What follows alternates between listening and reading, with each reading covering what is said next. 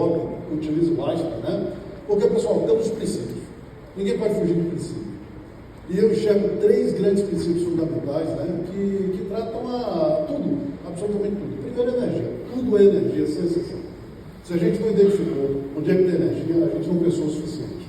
Opa, obrigado, eu me enrolasse. Obrigado. Segunda coisa super importante, a energia se transforma. Às vezes a gente não percebe, né, e aqui a figura do Joule, a energia se transforma. E a terceira coisa extremamente importante, e é por isso, Arnaldo, você, o Marlon, no futuro, no longo prazo, estaremos todos mortos. Nós não tomamos as melhores decisões, nós tomamos as decisões possíveis. E política pública é fundamental. Nós somos curto-prazistas. Pessoal, primeiro, para a gente, sendo isso aqui, né, um centro de inovação, a gente precisa botar as coisas.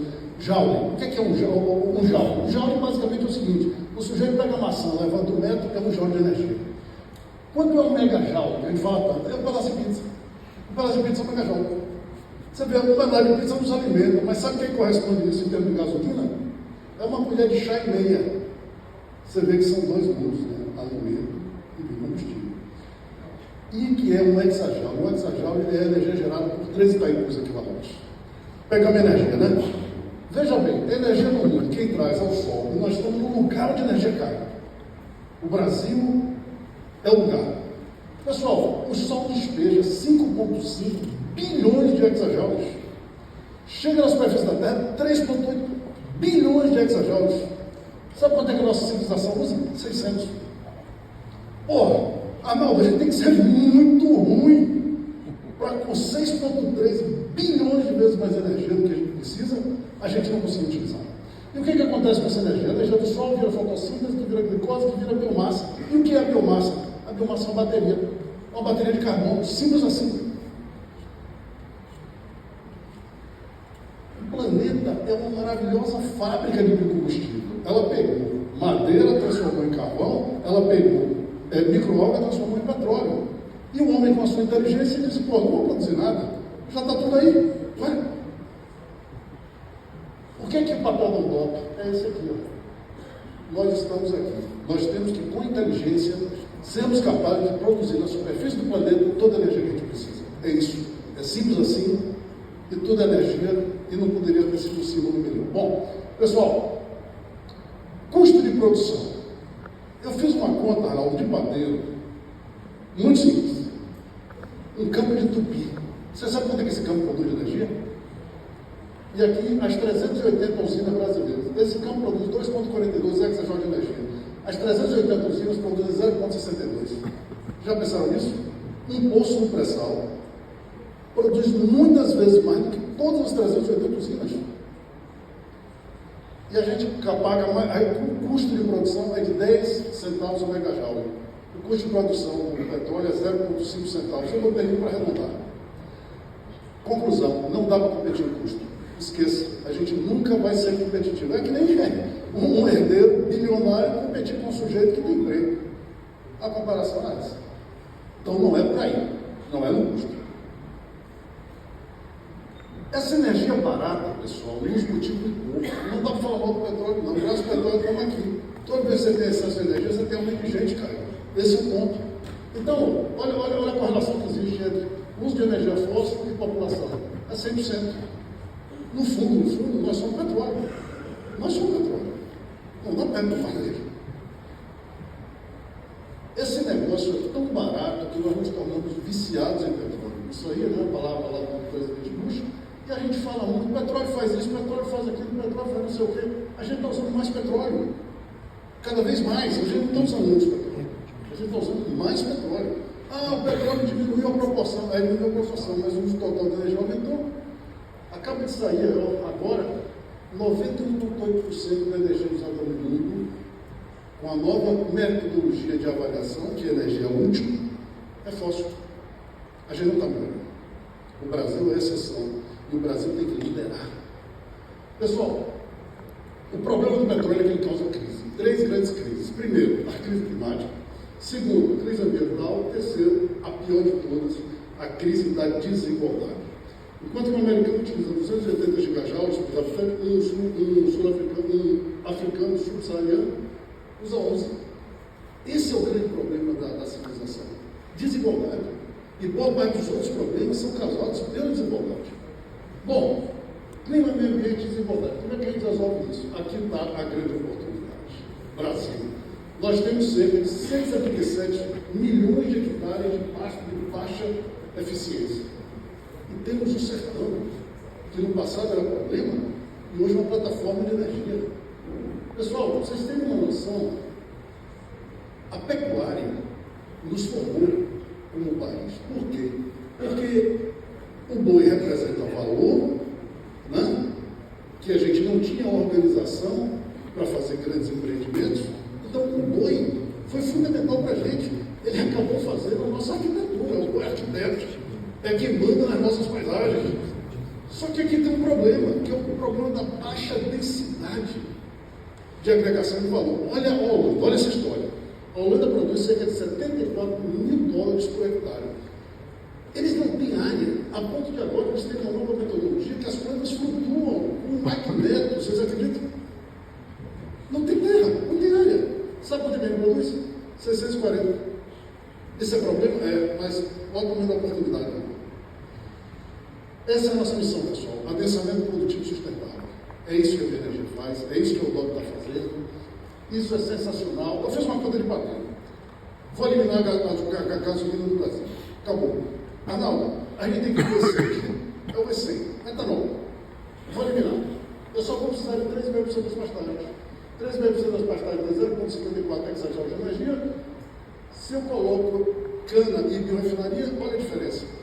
E outra coisa, antes da vacina, as leis ambientais que acabamos de falar, que são rígidas e são importantíssimas, elas restauram. Elas restauram. Então você tem 2,2 milhões de hectares regenerados pela lei, não precisa mais de gasolina. Acabou, não pode exportar. E aí é que aqui que vem a grande diferença que a gente não tem enxergado direito. Intensidade de geração de emprego. Empregos complexos. Olha como. Eu peguei a Petrobras e vi a quantidade de energia que ela gera, 6,09 hexajoules, enquanto que as 380 usinas geram apenas 0,7. Mas olha a quantidade de emprego que cada uma gera. Para melhorar essa conta, eu peguei a British Petroleum, que produz tanto petróleo como etanol. Deu 11,5. E peguei a soja. A soja que a gente exporta, a quantidade de emprego que gera, e a soja que vira de biodiesel. Arnaldo, curiosamente, deu o mesmo número. Eu não forcei nada, pessoal. É tudo dado bruto. Eu fui fazer uma palestra na área de estratégia da Petrobras há 15 dias. Quando eu acabei de fazer, falando sobre isso aqui, o pessoal ficou meio desconfortável. Aí eles resolveram fazer as próprias contas. Ao invés de ser 25, de ser 30, é 41. Ou seja, cada unidade de energia do fóssil que gera um emprego, na bioenergia gera 41. É aqui que está a nossa... É por isso que a gente faz bioenergia. Bom, Ribeirão Preto é resultado disso aí. Eu acabei de ouvir o prefeito falando aqui, eu concordo totalmente. Araraquara vai no mesmo caminho. Araçatuba, perdão. Araçatuba vai no mesmo caminho. É isso aqui, pessoal. É geração de emprego. Bom, é o antes e depois. Olha as universidades. Acabamos de falar, a FATEC. É isso aqui. Por quê? Pessoal, se você tem uma usina, você precisa de conhecimento, de tecnologia. Isso gera gestão técnica, que gera universidade, que gera indústria. Ribeirão Preto, provavelmente, a maioria das pessoas nem lembra que tudo começou com cana. Foi a cana que diversificou e gerou complexidade. E aqui, meu amigo, a gente fala de resíduo. Resíduo, na minha visão, é sinônimo de burrice. Eu não sei o que fazer, eu chamo de resíduo. Meu Deus do céu, não existe resíduo. Existe um estoque remanescente, uma enorme oportunidade. Isso aqui é biogás. Sabe quando é biogás a partir de quê? Bom, é nosso problema, da cana, do milho, do cacau, até a segunda geração. Metano você pode de qualquer coisa. Qualquer coisa. Pegar uma casca de banana, botei, tirei o açúcar, vai para metano. É o processo cientificamente mais complexo que existe. Mas tudo leva ao metano. Então a gente pode produzir a partir da ameaça e principalmente do lixo. Não sei se vocês sabem a quantidade de lixões que nós ainda temos. 107, Mário Borba. Olha o solo bom, né? O solo considerado bom. Olha o solo do sertão. Olha essa planta. O agave é feito para essa região. O agave tem a produtividade da cana pessoal na Austrália fez esse trabalho, nós temos que por hectare está produzindo 7.400 litros de água ao ano. Isso significa o seguinte, pessoal, com 3,3 milhões de hectares, a gente produz 50 milhões de litros. E eu vou falar de outro produto que a gente também não se atentou ainda, o suficiente. A gente produz CO2 concentrado. CO2 da atmosfera é 0,04%. CO2 da atmosfera é 100%, é limpo. Essa concentração gastou muita energia e tem um valor gigantesco. Bom, cana-de-açúcar precisa de 4 milhões de hectares, então isso aqui é uma revolução, pessoal, e por isso a gente fez um programa chamado Brave, e aí eu quero falar um pouco sobre organização da pesquisa. Arnaldo, isso é muito importante. Eu tenho a felicidade de liderar esse programa, é um programa feito. Cadê o Senai? Não adianta nada, rapaz, eu sou um universitário, eu tenho ideia, eu tenho um monte de ideia, aqui vira tudo artigo. Simplesmente, a gente precisa do cara do artigo, das ideias, vir tecnologia, e não é só tecnologia, vir inovação, que é quando se ganha dinheiro e se gera emprego. A gente fez esse projeto, é um projeto hoje de 130 milhões de reais, 130 milhões de reais, de longo prazo, aí você gera resultado. O projeto sem IPQ e tal, forma a gente, mas projeto de 300 mil, 400 mil, acaba o dinheiro rápido. Amorim, Henrique Amorim, eu e você por aqui, Henrique, eu te falei que a gente ia chegar lá. A Casa dos Ventos, que é a maior produtora de energia eólica do Brasil, acaba de comprar 140 mil hectares e anunciar que vai fazer a primeira refinaria de HV, não é mais futuro, não é mais projeto, já é realidade.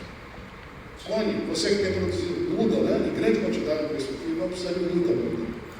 Pessoal, isso aqui é uma oportunidade enorme e aqui uma outra oportunidade incrível. Isso aí é o DD. Por que se produz muito DD? Quem vai produzir no mundo não é soja, é DD. Por quê? Porque ela produz 5 ou 6 vezes mais, 10 vezes mais que a soja. Só que o DD só faz em área de floresta equatorial. Devastou a Ásia. Devastou o orangotango. Pessoal, a gente tem que ter imagens fortes. Essa história do orangotango acabou com o DD da Europa. O DD da Europa é demonizado. Give me a break. Eles usam ainda da Nestlé. Olha que interessante. Sabe onde é que o DD evoluiu? Caio, o DD evoluiu na Amazônia, junto com uma outra árvore. Para a parte úmida foi o DD, para a parte seca foi a macaúba. Aqui é a macaúba, aqui solo degradado, aqui o fruto do DD, aqui o fruto da macaúba. Eles produzem a mesma coisa, só que a macaúba produz em 1.000 e poucos milímetros de água, resiste seca do DD. Olha o tamanho da oportunidade. Eu vim para cá, eu vim para cá, que não acaba mais pelo caminho. É uma outra coisa muito importante para a região, eu diria, e para o país. Aí, a Selen, empresa do fundo do Bata, fundo de petróleo, está investindo 12 bilhões de reais, eles dizem que é de dólar, para transformar isso em realidade. Ou seja, fazer SAF a partir de Macaúba. Pessoal, eu tenho de excedente de energia renovável, de eólico solar, porque o sertão é uma plataforma de fogo. O excedente, se a gente joga na água, vira hidrogênio renovável. A fermentação, se a gente pega esse CO2, conecta um com o outro, é coisa linda. Isso aqui é o surgimento de uma molécula, né? Está vendo ali? O branquinho é o hidrogênio, o pretinho com o vermelho é o CO2, né? No caso o CO. O pessoal a gente pode qualquer molécula. E esse carbono vem de onde? Da fermentação. E essa fermentação vem de onde? Da cana. Isso aí é combustível. É um eletrobiocombustível. A gente produz qualquer volume, o que você tiver, vende-se. E aí, Renato Cunha, que eu tinha te falado, tinha te prometido, Pernambuco começa a produzir agora efil para etanol para navio. Também o que tiver vende. E de onde vem o CO2? Das refinarias, das usinas de Pernambuco. Pessoal, eu fiz agora uma outra conta de padeiro, eu quero eliminar o fósforo, tá bom? Macaúba, vocês viram que dá para produzir gado, né? Macaúba dá para produzir gado. Continua produzindo gado, inclusive produzindo mais gado do que no baixo tecido. Eu cheguei à conclusão que com 17 milhões de hectares eu substituo todo o diesel, não sei mais dizer ainda. Ora, eu tinha 177 milhões, eu já tinha, estou usando 17 milhões para acabar com o diesel, já tinha usado 6,25 milhões para acabar com a gasolina, conta de padeiro, tive que reflorestar 8 milhões de hectares. me sobrou 140 milhões de hectares para produzir. E eu ainda produzi 8,9 bilhões de litros de refil. Todo o meu combustível de aviação foi suprido e eu ainda tenho combustível para exportar. Caio, você quer saber se tem demanda para o etanol? A gente ainda tem 140 milhões de hectares. Tá? E se eu botar na África, que é um flagelo, a área tem 10 vezes a área brasileira, muito mais, dá para subir do mundo. Bom, pessoal, aqui eu queria falar desse absurdo lobby do fundo versus fundo. Quem conhece, quem é bom de geografia, quem sabe onde é que é isso aí? Que país é esse? Quem sabe? Eu sou professor, tenho que perguntar, né? É isso, cara? Quem sabe? Que país é esse? Alguém sabe? Islândia. Você não viu isso da vez passada, irmão? Pessoal, Islândia, food versus food. Eu perguntei, pô, se food versus food, se é assim, quem não produz alimento deve passar fome, né? Eu falei, tem 400 habitantes, deficitário na produção de alimentos, importa isso tudo aí. Tudo que ele produz, se ele produzisse, só conseguiria cobrir a demanda de 25% da população. Quem conhece esse país? 213 mil habitantes. Nós produzimos alimento entre 650 milhões a 1,5 bilhões de pessoas. Aí eu fiz uma pergunta ao ChatGPT. ChatGPT, esse pessoal não produz comida. Quanta gente passa fome lá? Qual é o índice de fome? O ChatGPT me respondeu assim: que pergunta idiota é essa? Eu não consigo, não tem número para te responder esse índice. Aí eu perguntei para o Brasil. Lá no Brasil, índice global da fome, 6,6. Aqui não tem nem índice, não dá nem para calcular. Insegurança alimentar grave, a gente produz 4,7 vezes, super modesto, eu fui devagar com esse índice. Isso é muito mais, produz muito mais que isso. Produz 4,7 vezes a nossa população. A Islândia produz 0,2. Olha a renda da Islândia. Olha a renda do Brasil. É aqui que está. Caio, você está vendo alimento na rua para comprar sem ninguém pagar? Segurança alimentar é resultado de ter emprego, de ter salário, de poder comprar alimento, não é de produzir alimento. Se fosse assim, ninguém passava fome por aqui. Bom, pessoal, eu queria. Isso aqui é super importante. Ao longo da nossa evolução humana, eu sou geneticista, não tinha como não falar disso, nós tivemos cerca de 20 espécies do gênero humano. À medida que o tempo foi passando, foi tudo sendo indo para extinção. Sobraram dois. Nós, à direita, o Homo sapiens, e à esquerda, o Neandertal. O Neandertal extinguiu também, só que o Neandertal viveu mais do que a gente já viveu. O Neandertal extinguiu também. Aí você pergunta, por que será que o Neandertal extinguiu? Por que a gente, o Homo sapiens, evoluiu? A primeira coisa, não, nós somos mais inteligentes. Mentira. Nós não somos mais inteligentes. Hoje a gente sabe que o crânio do Neandertal era muito maior que o nosso. O cérebro do Neandertal era bem maior que o nosso. Olha o cérebro do Neandertal do nosso. Entretanto, olha que interessante. O aspecto visual dele era muito grande, ele é crânio e tal, e o nosso é o córtex frontal. O que tem nesse córtex frontal dos sapiens que não tinha? Arnaldo, fica aqui um segundo só para você ver isso aqui. Vou te encher o saco. Como professor, não tem jeito. Arnaldo, isso é importante para você. Pessoal, entenderam, né? É o córtex frontal que nos diferencia. Não é tamanho de cérebro, não é inteligência, nada disso. O que tem nesse córtex frontal que não tem no Neandertal? Para você saber como é a natureza humana, é muito difícil eu pegar uma pessoa e dizer a educação e tal. Tem um laboratório nos Estados Unidos que faz um trabalho incrível com bebês de poucos meses de idade. Olha esse experimento. Esse bichinho está tentando abrir, abrir a caixinha. Aí vem essa filha da mãe e atrapalha. Aí ele tenta de novo. Aí vem esse amarelinho legalzinho, ajuda. Aí eles pegam uma criança, salvo engano, de 3 ou 4 meses e oferece os 2 bonequinhos. O cérebro dela não está formado, tá? Se você trocar a cor do bonequinho, ela vai escolher de novo. Se você fizer isso com 1000 crianças, todos os... Arnaldo, sabe o que é que nos diferencia? Sabe por que a gente é muito mais fraco que o Neandertal? Nós temos empatia. Enquanto que o Neandertal só conseguia fazer população de até 30 pessoas, nós já conseguimos fazer de 300, de 500, por causa da empatia. O que é que nós estamos fazendo aqui? Como é que é o número utópico, cara? 1 milhão. Pessoal, não cultivem cisões. É cultivar mesmo. Fundo versus filho, isso é papo para boi dormir, entendeu? A gente tem que ter dinheiro para comprar comida. Isso aqui é inaceitável, é insuportável. E quem vai brigar com o canal, desculpe aí te atrapalhar. E quem vai fazer isso aqui, pessoal, não tem outro caminho que não seja a educação, que vai trazer preço. Isso é super importante. Uma sociedade ideal teria preço para o valor, mas não é assim que funciona. Olha que interessante essa história. Uma pizza tem 2.500 calorias.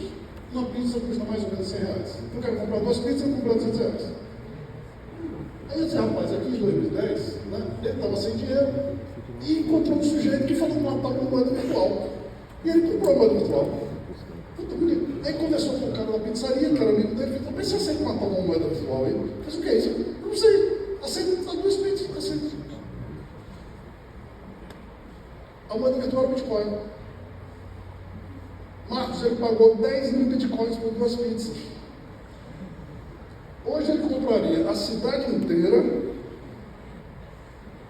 Aí você pergunta: será que esse bitcoin tem valor mesmo? Será que tem? Mas tem preço.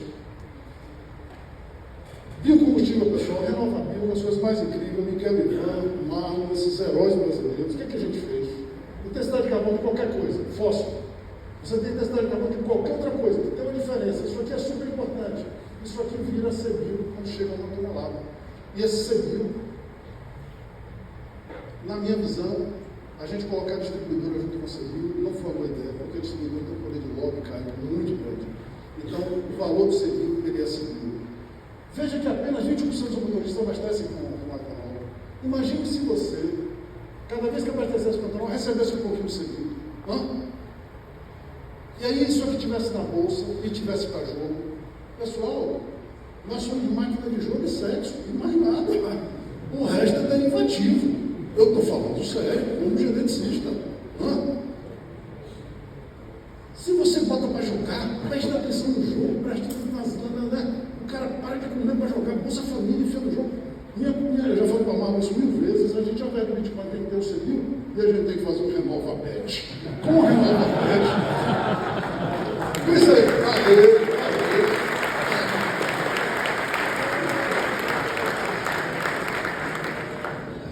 Pessoal, você não vai ser mais produtor de etanol, você vai ser minerador de etanol. Você vai produzir etanol só para produzir CBio. E o CBio pode ter qualquer valor. Já imaginou?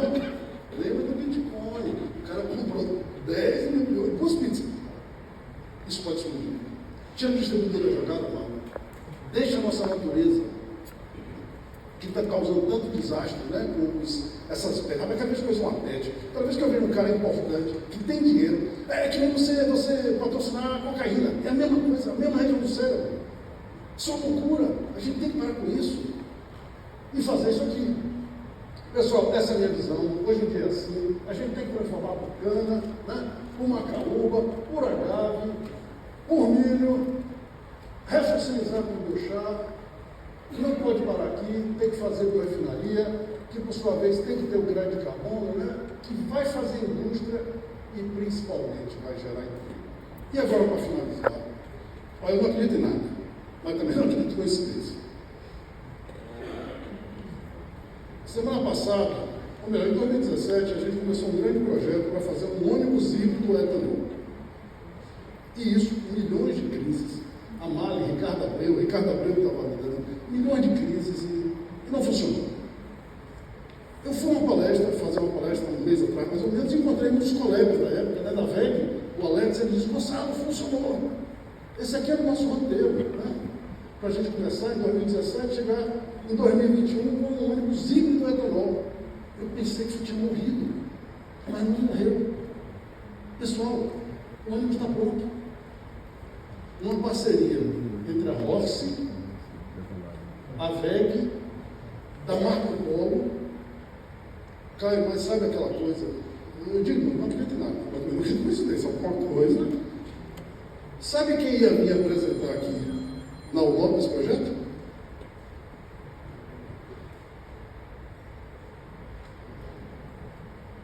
A Marco Polo conversou com ele, pouco antes dele morrer, ele não sabia, ficou entusiasmadíssimo e ia trazer para essa missão. Eu não acredito nisso. Eu soube disso na sexta-feira de noite. É minha homenagem a ele e muito obrigado. É isso aí.